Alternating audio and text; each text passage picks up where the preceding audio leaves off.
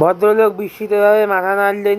তাহলে তো তবু একরকম বীরের মৃত্যু হতো। তা এক বন্ধুকে নিয়ে গেছিল সেখানে ম্যানচেস্টারই দেখাতে। ফিরে এসে দেখে কখন যেন একটা সামান্য ইঞ্জুরি হয়েছে। কাউকে বলেননি, ডেটল লাগিয়ে চুপচাপ ছিল। চেষ্টায় ওর বন্ধুর চোখে পড়ে। তার ধারণা একটা কাঁটাতারের বেড়া ব্রেকের সময় তেসারটা হয়েছে, সুতরাং কোনো রিস্ক নেওয়া যাবে না। চেষ্টায় বন্ধু ডাক্তার ডেকে এনে জোর করে ইঞ্জেকশন নেওয়ায়। তারপর ভদ্রলোক মাথা নাড়লেন। কিছুই হলো না, সেটা টিটেনাসেই মরল। দেরি হয়ে গিয়েছিল কি ইঞ্জেকশনের হতে? দেরি আর কি হবে? বন্ধুটি হিসেবে বিকেলে বিকেলে চমক লেগেছিল। পরদিন সকালে ইঞ্জেকশন দেওয়া হয়েছিল, কিন্তু ফল হলো না। ইঞ্জেকশনের কিছু পর থেকেই কনভালশন শুরু হলো। একদিনের মধ্যে সব শেষ। ডাক্তার কি আপনার বাড়ির ডাক্তার? ফেলুদা প্রশ্ন করল। বাড়ির ডাক্তার না হলেও ডক্টর দিবাকরকে আমরা যথেষ্ট চিনি।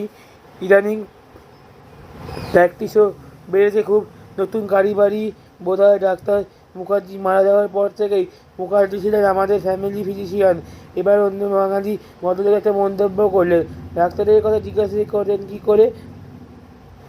বরং ওষুধের কথা জিজ্ঞাসা করুন। ওষুধ কাজ না দেওয়ার আর আজকের দিন কি আজের ব্যাপার মশাই? এ তো সবসময়তেই হচ্ছে। অ্যাম্পুল, জল, ক্যাপসুল, চুন, চকখড়ি, এমনকি স্রেফ ধুলো, এসব শোনেননি? হরিনাথবাবু একটু শুকনো হাসি হাসলেন। বেশিরভাগ সময় আপনাদের কথাটাই বলবো। আজকের যুগে সব কিছু মেনে নেওয়া ছাড়া গতি নেই। আমাকেও মেনে নিতে হলো। ভদ্রলোক উঠে পড়লেন, আর সেই সঙ্গে অন্যরাও, যার নাম এখনো জানা হয়নি। আপনার অনেকটা সময় নষ্ট হয়ে গেল। ফেলুদার দিকে ফিরে বললেন হরিনাথ চক্রবর্তী। কিছু মনে করবেন না। মোটেই না, বলল ফেলুদা। শুধু একটা কথা জানার ছিল। বলুন। আপনার ছেলের বন্ধুটি কি এখন এখানে? না। তবে কোথায় তা বলতে পারবেন না? ভয়ানক শখ পেয়েছিল হিমুর মৃত্যুতে। তাকে বললাম কপালের লিখন খণ্ডাবে কার শব্দে। সে আমার সঙ্গে কথা বলা বন্ধ ছিল। ও আমার বাড়িতেই ছিল। দিন আসতে হলো। একদিন দেখি কোথায় যেন চলে গেছে। অবশ্য ফিরে আসবেই, কারণ তার কিছু জিনিসপত্র এখানেই রয়ে গেছে আমার বাড়িতে। 10 বছর আগে স্কুলে কলেজে পড়েছে দুজন। তার নামটা অনিক বলেই ডাকি, অনিকেন্দ্র সোম। 7 ঘন্টার মধ্যে স্নান সেরে নিয়ে তিনজনে একতলায় গেলাম হোটেলের নিরাভানা রেস্টুরেন্টে লাঞ্চ খেতে। কাঠমান্ডুতে এত অল্প সময়ের মধ্যেই ঘটনা একটা বিরাট ধাপ এগিয়ে গেছে ভাবতে মনের মধ্যে একটা চাপা উত্তেজনা ভাব এসে গেছে। আর সেই সঙ্গে ছেলেটাও পেয়েছে জবর। কলকাতায় অনিকেন্দ্র সোম খুন, নেপালি বাঙালি হেলিকপ্টার পাইলটের মৃত্যু, মি বাটলার ডুপ্লিকেট, এসব কিছুই যে একসঙ্গে জট পাকিয়ে তার জট পাকানোর বিষয়ে যাতে কোনো সন্দেহ নেই। মিস্টার সোম কি চেয়েছিল? ফেলুদা ওর বন্ধুর মৃত্যুর ব্যাপারে তদন্ত করুক। ইঞ্জেকশনের ভেজাল ছিল বলেই কি হিমাদ্রি চক্রবর্তীর মৃত্যু হয়? কিন্তু এ ব্যাপারে ফেলুদা কত দূরই বা কী করতে পারত? আমরা দুজন মোটামুটি চেনাশোনা খাবার অর্ডার দিলাম, কিন্তু রামমোহনবাবু হঠাৎ কেন যেন মেনু দেখে ওয়েটারকে জিজ্ঞাসা করে বসলো, what is momo? Yes meatballs in sun sir, বলল ওয়েটার। তরল পদার্থ ভাসমান মাংসপিণ্ড, বলল ফেলুদা। তিব্বতের খাবার শুনেছি মন্দ লাগে না খেতে। ওটা খেলে আপনি কলকাতায় গিয়ে বলতে পারেন যে দলাই লামা বা যা খান আপনি তাই খেয়ে এসেছেন। Then one momo for me is you please. এছাড়া অবশ্য ভাত আর ফিশ কারি অর্ডার দিয়েছিল ভদ্রলোক। বললেন মোমোটা ফর এক্সাম্পল।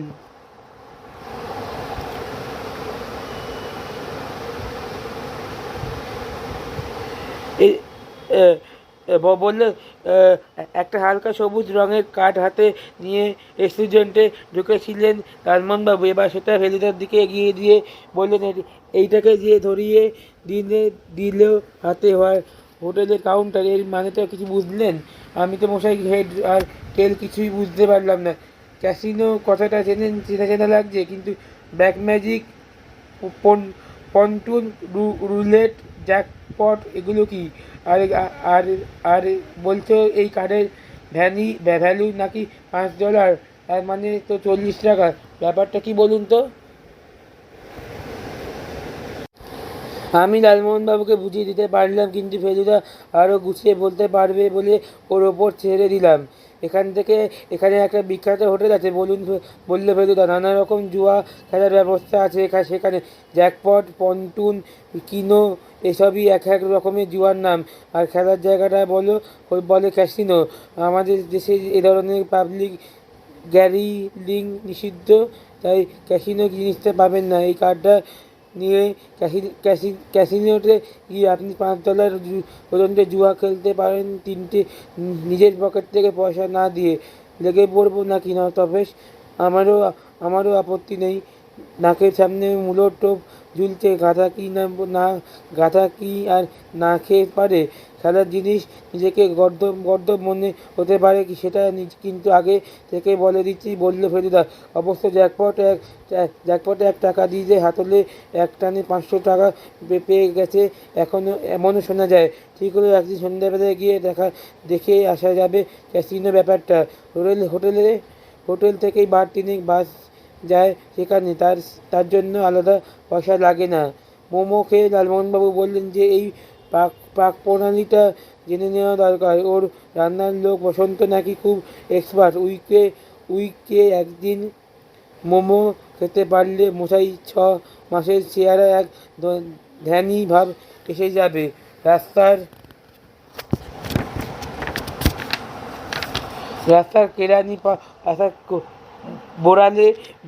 বোড়ালে পাহাড়ে ছোড়াগুলি যে মাঝে মাঝে ফ্যাঁচ করে হেসে এটা বন্ধ হয়ে যাবে। মনে মনে ভাবলাম যে লালমোহনবাবু যখন মাঝে মাঝে ধ্যানী ভাব আনার চেষ্টা করেন, তখনই ওকে দেখে সবচেয়ে বেশি হাসি পায়। তবে কাঠমান্ডুতে কেউ হাসবে না, সেটা ঠিকই। দুপুরে খাওয়ার পর নিউ রোড ধরে দক্ষিণের দিকে যেতে যেতে মনে হলো দেশি বিদেশি এত জাতের লোক, নেপালি, তিব্বতি, Punjabi, Sindhi, Malayalam, German, Sweden, English, American, French, আর এত রকমের ঘরবাড়ি, দালান থেকে দোকান, মন্দিরে, হোটেলে, এরকম 32,000 পৃথিবী আরও কোথাও আছে কিনা সন্দেহ।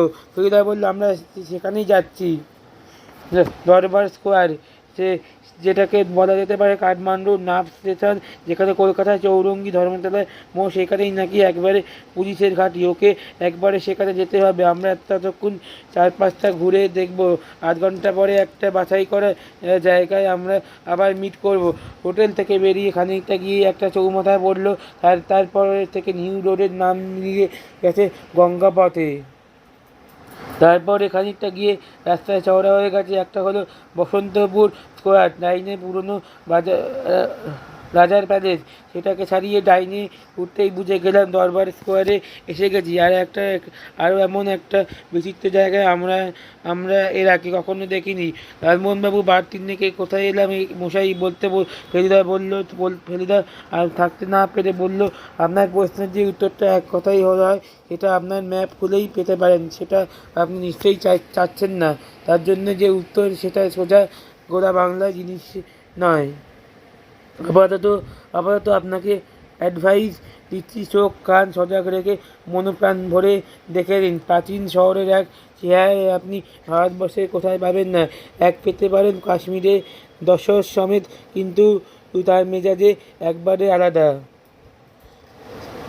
সত্যি যে দিকে চাই না দিকেই চমক। দাবা খেলার কিছুক্ষণ চলার পর যেমন ছকের ওপরে রাজামন্ত্রী, বড় গজ নৌকা সব ছড়িয়ে বসে থাকে, তেমনি ছড়ানো খামখেয়ালি দানব যেন এই সব ঘরবাড়ি, প্রাসাদ, মন্দির, মূর্তি, স্তম্ভ ছড়িয়ে বসিয়ে দিয়েছে। আরও তার মধ্যেই ছড়িয়ে আছে অসংখ্য মানুষের আর যানবাহন। কাশীর কথা যে মনে পড়ে না তা নয়, কিন্তু কাশীর আসলে মন্দিরগুলো সব গলির মধ্যে হাওয়াতে, সেগুলি আর দূর থেকে দেখার কোনো উপায় থাকে না। এখানে কিন্তু তা নয়, রাস্তায় দিব্যি চওড়া।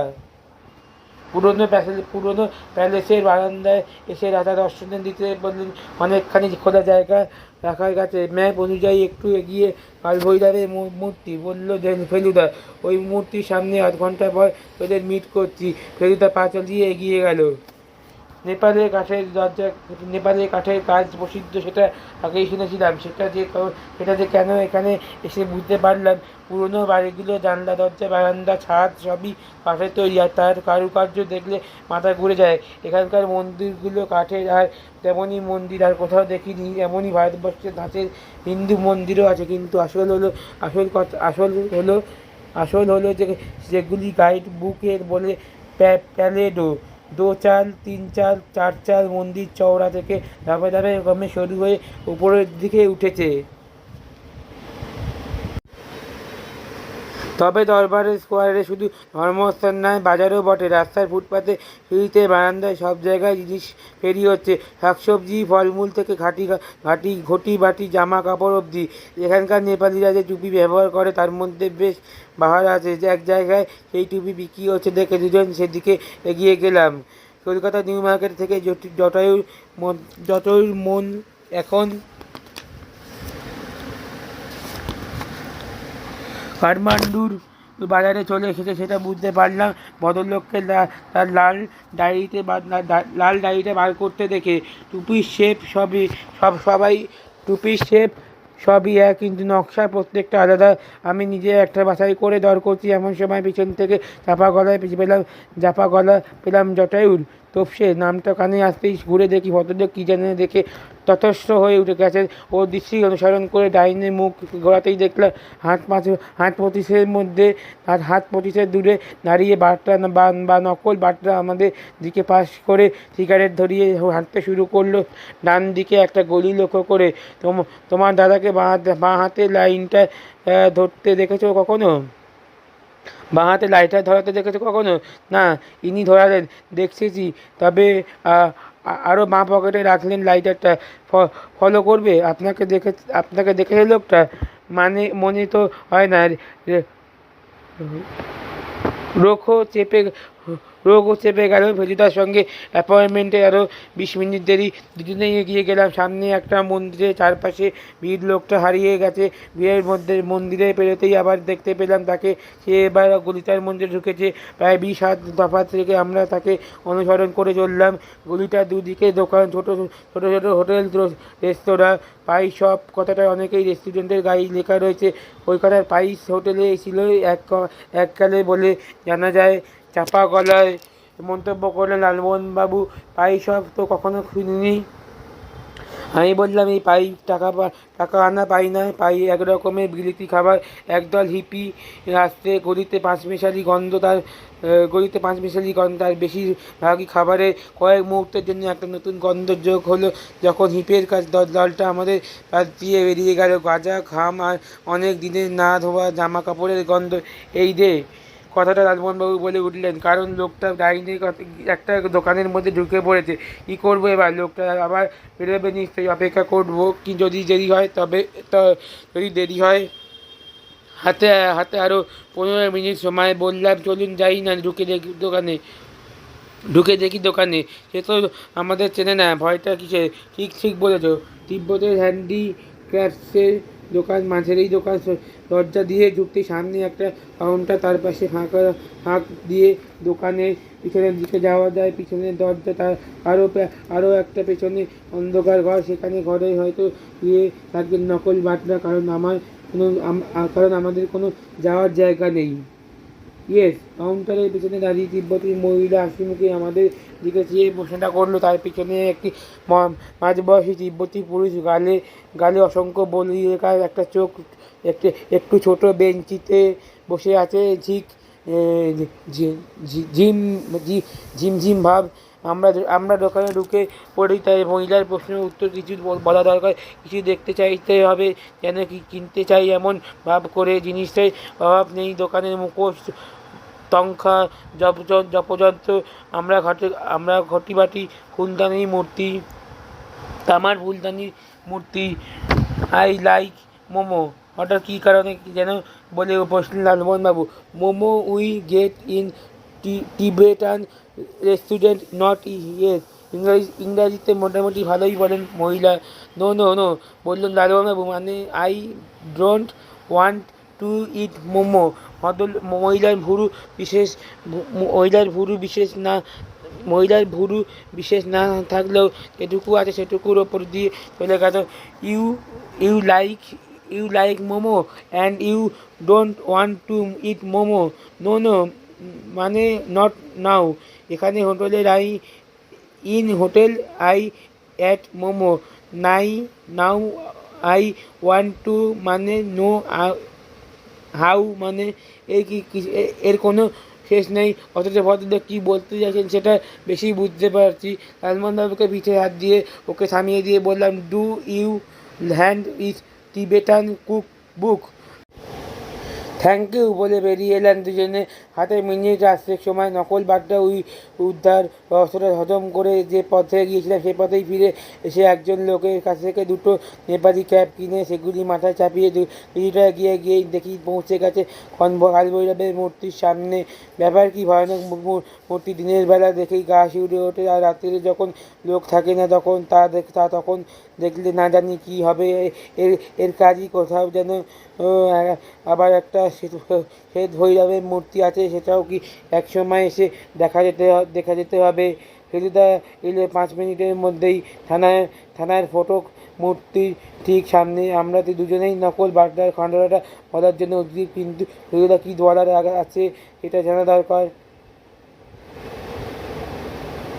সে যে কেন থানায় গিয়েছিল সেটাও জানি না, বলল দিব্যি লোক। ও মি রাজগুরু বললেন, নেপালি সরকারি যদি ভারতের সরকার অনুরোধ রাখতে রাজি হয় তাহলে মিস্টার সোমের আততায়ীকে ধরার ব্যাপারে এর সব রকম সাহায্য করবেন। That man is here. ফেলুবাবু আচ্ছা, হাতে না পেরে বলে ফেললেন জটায়ু। আমি ব্যাপারটা একটু খুলে বললাম, তুই ঠিক দেখেছিস? বাঁ হাতে লাইটার ধরলো। আমরা দুজনেই দেখেছি বললেন জটায়ু। ভেরি গুড বলল ফেলুদা। মিস্টার বাটলারকে কাল খবরটা দিতে হবে। তোর বরং বাজারে একটু ঘুরে দেখ। আমরা হোটেলে গিয়ে দু একটা ফোন করার আছে। ব্যাপার আছে। বুঝলাম কাঠমান্ডুতে এত সাইট সিইং ব্যাপারটা খুব বেশি হবে না ফেলুদার। আমাদের হোটেলের একটা বেরিয়ে যে চৌমাথায় কথা বলেছিলাম সেটার দিকে ডাইনে ঘুরে পুরে শুরু যাত্রা। এই শুক্রপথ দিয়ে কিছু দূরে গেলেই এখানকার সুপার মার্কেট, একটা বেশ বড় ছাতাওয়ালা চত্বরে, চারদিকে ঘিরে দোকানের সারি। কোনটা যে কিসের দোকান বোঝা মুশকিল, কারণ প্রায় সবকটাই সব কিছুই পাওয়া যায়। জামাকাপড়, ঘড়ি, ক্যামেরা, রেকর্ডার, রেডিও, ক্যালকুলেটর, কলম, পেন্সিল, টফি, চকলেট, কি না নেই। আর সবই অবশ্য বিদেশি জিনিস। ডাক ছেড়ে কাঁদতে ইচ্ছা করেছে তাই ভাই। তবে একটা দোকানের সামনে দাঁড়িয়ে বললেন লালমোহনবাবু, কেন এসব দোকানে কি আর আমাদের জন্য? এখানে আসবো জন ডি রকফেলার কি বোম্বাইকে ফিল্ম স্টার? শেষ পর্যন্ত আর লোভ সামলাতে না পেরে 2 মিনিটের জাপানি স্ট্র্যাটেজিতে কাপড় নিয়ে ফেললেন লালমোহনবাবু।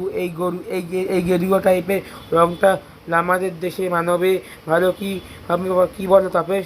আমাকে বাধ্য হয়ে বলতে হলো, আমাদের দেশে আসলে হলো তিব্বতী, নেপালে শতকরা 80% লোকই হিন্দু।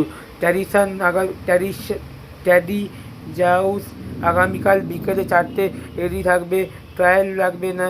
লোকে 2 দিনের জন্য এসেও কোট প্যান্ট করিয়ে নিয়ে যায় কাঠমান্ডু থেকে। আরও তার ফিটিংও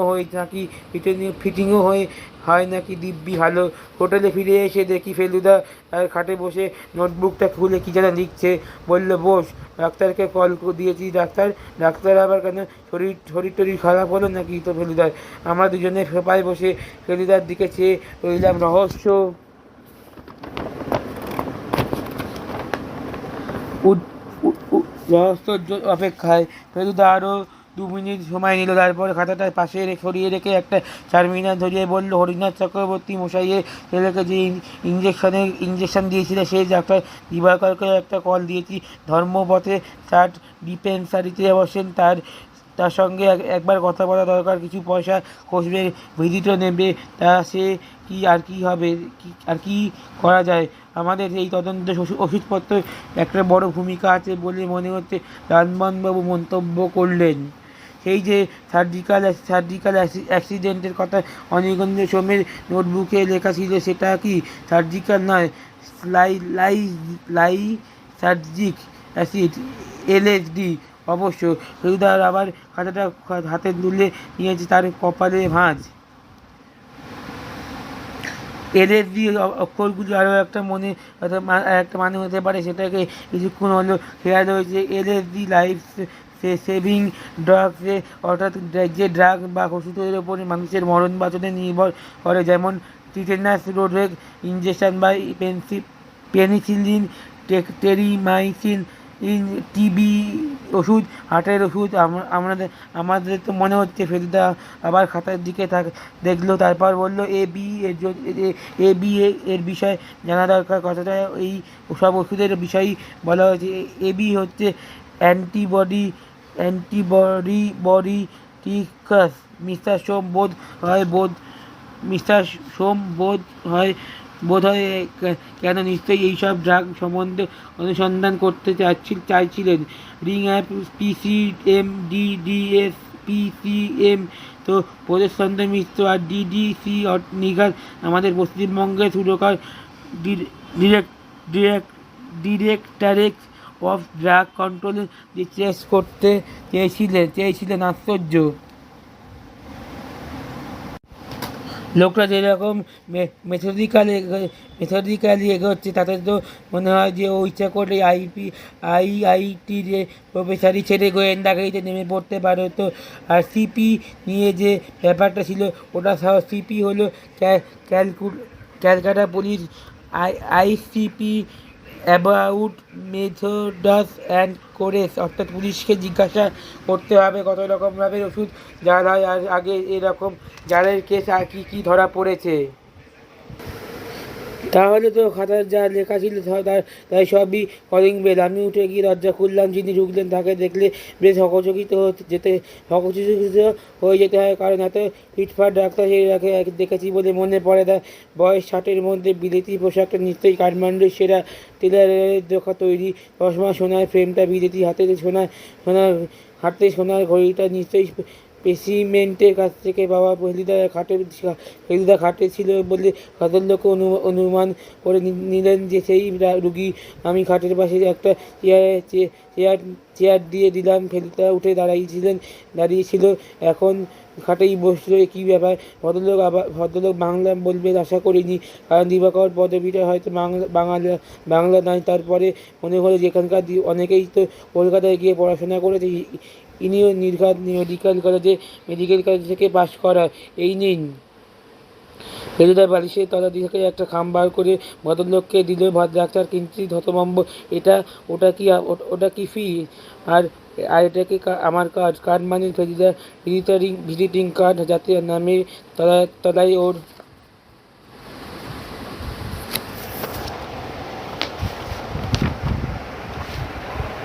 পেশাটা লেখা আছে। ভদ্রলোক কার্ডটার দিকে দেখতে দেখতে যে চেয়ারে বসলেন। আমি জানি আপনার কাছে ব্যাপারটা এখনই পরিষ্কার হচ্ছে না, বলল ফেলুদা, কিন্তু কথাটা বললেই আপনি বুঝতে পারবেন। ডাক্তারের ভাব দেখে বুঝলেন তিনি সত্যিই এখানকার অন্ধকারেই রয়েছে। ফেলুদা বললে, প্রথমে বলি দিদি, আমি একটা খুনের তদন্ত করছি। খুনটা হয়েছে কলকাতায়, কিন্তু আমার ধারণা খুনি এখানে রয়েছে। আমি সেই ব্যাপারে কিছু তথ্য সংগ্রহ করছি। আমার বিশ্বাস আপনি আমাকে কিছুটা সাহায্য করতে পারেন। খুন শুনেই ভদ্রলোক ভুরুটা ভাঁজ বললেন, কে খুন হয়েছে সেটা পরে বলছি, বললো ফেলুদা। আগে একটা জিনিস একটু ভেরিফাই করে নি। হরিনাথ চক্রবর্তী ছেলেকে যে আপনি টিউনিয়াস ইঞ্জেকশন দেন? হ্যাঁ, আমি। ইঞ্জেকশনটা বোধ করি আপনার ত্বকেই থেকে এসেছে। হ্যাঁ হ্যাঁ, আমার আমার ডিসপেন্সারি স্টক, কিন্তু তাতে কাজ দেয়নি, তা দেয়নি, কিন্তু তার জন্য আমাকে তার জন্য আমাকে বলছেন কেন? আপনি ব্যস্ত হবেন না ডক্টর দিবাকর, দায়িত্ব দায়িত্বের প্রশ্ন এখনই আসছে না। ইঞ্জেকশন দিয়েও লোকটা টিটেনাসে মরেছে এমন ঘটনা নতুন নয়। সাধারণ লোক সেটা মেনেই নেয়। হরিনাথবাবু তার ছেলের মৃত্যু মেনেই নিয়েছিল, কিন্তু ডাক্তার নিয়ে হিমাদ্রি চক্রবর্তীর মৃত্যু কী কারণ সে সম্বন্ধে হয়তো আপনার কোনো মতামত থাকতে পারে। কারণ একটা নয়, বললেন ডাক্তার দিবাকর। প্রথমত সে নিজেই জানতো না যে ইনজুরি কখন হয়েছে, তবু বন্ধু বলেছে 15-16 ঘন্টা আগে।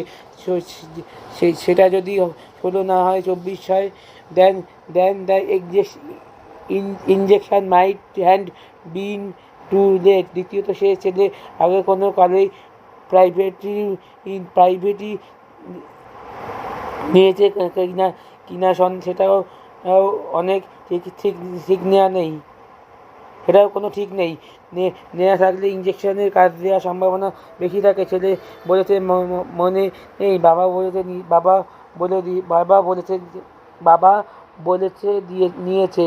হরিনাথবাবুর কথা খুব বেশি নির্ভর করা যায় না। ওর ছেলে মারা যাওয়ার পরে থেকে আমি দেখছি ভদ্রলোকের মাঝে মাঝে মেমোরি ফল করে। ফেলুদা বলল, হিমাদ্রির মৃত্যুর পর ওর বন্ধু কি আপনার ডিসপেন্সারিতে কোনো ইঞ্জেকশনের অ্যাম্পুল নেয় নিয়েছিল? অ্যান্টিটিউরিক্রাস। হ্যাঁ, এটা আপনি জানেন কী করে? সে কি আপনার সঙ্গে দেখা করেছিল বলেই তো দেখা করেছিল বললে ঠিক বলা হয় না। সে আমার চেম্বারে ঢুকে এসে আমার জানিয়ে দিয়ে যায় যে আমি তার বন্ধুর মৃত্যুর জন্য দায়ী। আর সেটা যে খুব নরমভাবে জানিয়েছিল তা নয়। এই বন্ধুটিই খুন হয়েছে। মানে হিমাদ্রি চক্রবর্তীর বন্ধু অনিকেন্দ্র সোম। ডক্টর দিবাকর অবাক হয়ে চেয়ে আছেন ফেলুদার দিকে। ফেলুদা বলে চলল, সে আপনার দোকান থেকে ওষুধ নিয়ে কলকাতায় গিয়েছিল ল্যাবরেটরিতে টেস্ট করবে বলে। সম্ভবত সে কাজটা তার করা হয়ে ওঠেনি। তার দৃঢ় বিশ্বাস ছিল যে ইঞ্জেকশনেই ভেজাল ছিল। সে চেয়েছিল যে আমার সাহায্য নিয়ে এই জাল ওষুধের চোরা কারবারিটা একেবারে তলিয়ে দেখবে। আমার ডিসপেন্সারিতে থেকে কোনো জাল ওষুধ বেরোয়নি, দৃঢ় স্বরে বললেন ডক্টর দিবাকর। আপনি কি ওষুধ খাঁটি কিনা সেটা পরীক্ষা করে ইঞ্জেকশন দেন? ভদ্রলোক রীতিমতো উত্তেজিত হয়ে উঠেছেন। How is the possible emergency case? আমি ওষুধ পরীক্ষা করব না, ইঞ্জেকশন দেবো? আপনার ডিসপেন্সারিটা ওষুধ আসে আপনার ডিসপেন্সারি ওষুধ আসে কোথা থেকে? হোলসেলদের কাছ থেকে। তাতে ব্যাচ নম্বর থাকে, এক্সপায়ারি ডেট থাকে। সে সবই যে জাল করা যায় সেটা আপনি জানেন। ছাপাখানার সঙ্গে বন্দোবস্ত থাকা চোরা কারবারি সেটা জানেন। নাম করা বিদেশি কোম্পানি নেবেল পর্যন্ত ছাপাখানা ব্যাকডোর নিয়ে চলে যায় এই জালিয়াতির হাতে, সেটা আপনি জানেন। ডক্টর দিবাকর দেখে বেশি বুঝতে পারলাম যে তিনি যে এই কথায় নিশ্চয়ই উত্তর দিতে পারছেন না। শুনুন ডক্টর দিবাকর, ফেলুদা এবার একটু নরম সুরে বলল, আমি গ্যারেন্টি দিচ্ছি যে ঘুণা করেও কেউ ব্যাপারটা জানবেন না। আপনি স্টক থেকে একটা অ্যান্টিটিউরিনেসে অ্যাম্পুল নিয়ে তার ভেতরে পদার্থ ল্যাবরেটরিতে টেস্ট করে তার রিপোর্ট আমাকে দিন। সময় বেশি নেই, এটা বুঝতে পারছেন? ডক্টর দিবাকর ধীরে ধীরে উঠে পড়লেন চেয়ার থেকে। কাল একটা জরুরি কেস আছে। দরজার দিকে যেতে যেতে বললেন, ভদ্রলোক, কাল সম্ভব হবে না, তাহলে পরশু জানাবো। আপনাকে অজস্র ধন্যবাদ, এবং আপনাকে এভাবে উত্ত্যক্ত করার জন্য আমি ক্ষমা চাইছি। আমি যে ব্যাপারটা সাংঘাতিক গোলমাল ব্যাপারের মধ্যে জড়িয়ে পড়েছি সেটা বেশি বুঝতে পারছি। আরও যতই নতুন ব্যাপার শুনছি ততই অনিকেন্দ্রের সঙ্গে লোকটার উপর শ্রদ্ধা বেড়ে যাচ্ছে। এমন একটা লোক এইভাবে খুন হওয়া যে ফেলুদা কিছুই বরদাস্ত করতে পারবে না, সেটা খুবই স্বাভাবিক। কুকুরির জন্য 2 নম্বর বার্তাকে খুনি বলে মনে হয়, কিন্তু তা না হয় যদি অন্য কেউ হয়। ফেলুদা তাকে সাহেস্তা না করে ছাড়বে না। ফেলুদা আগেই বলে রেখেছিল যে খাবারের পরে আমাদের নিয়ে একবার ঘুরতে বেরোবে, তবে সেটা যে কী উদ্দেশ্যে এটা আন্দাজ করতে পারিনি। দরবার স্কোয়ারের দিকে নিয়ে যাচ্ছে দেখে মনে হলো একটা সন্দেহ কি দিল, আর আর সেটাই যে ঠিক সেটা বুঝতে পারলাম যখন পুরনো প্যাসেলের সামনে খোলা জায়গাটায় এসে ফেলুদা বললে, এবার বল কোন গলিটায় গিয়েছিলি দুপুরে। রাত্রিরে দারোয়ানের স্কোয়াডে চেহারা একেবারে অন্যরকম। এখানের থেকে ওখানে মন্দিরের ঘণ্টা শোনা যাচ্ছে, এরই মধ্যে কোথায় যেন হিন্দি ফিল্মের গান ভেসে আসছে। টুরিস্টদের ভিড় আরও সাইকেল রিক্সায় ভিড়ে কাটিয়ে আমরা গলিটার মুখে গিয়ে বললাম, এটার নাম আগে ছিল মরু টেলার। বললো ফেলুদা, হিপোরা এর আগে নতুন নাম দিয়েছে বিগ অ্যালি, শুয়োর গলি। পাই সবগুলোর পাশ দিয়ে আমরা এগিয়ে গেলাম আমাদের সেই তিব্বতী দোকানটার দিকে। দোকানটা এখনও খোলা রয়েছে, দু একজন খদ্দের রয়েছে কাউন্টারের দিকে, আর পিছনে দাঁড়িয়ে রয়েছেন সকালের সেই মহিলা, সেই পুরুষটাই নেই। ফেলুদা দোকানের বাইরে থেকেই ভেতরে একবার চোখ বুলিয়ে নিলেন। দোতলার বাড়ি, একতলায় দোকানটা।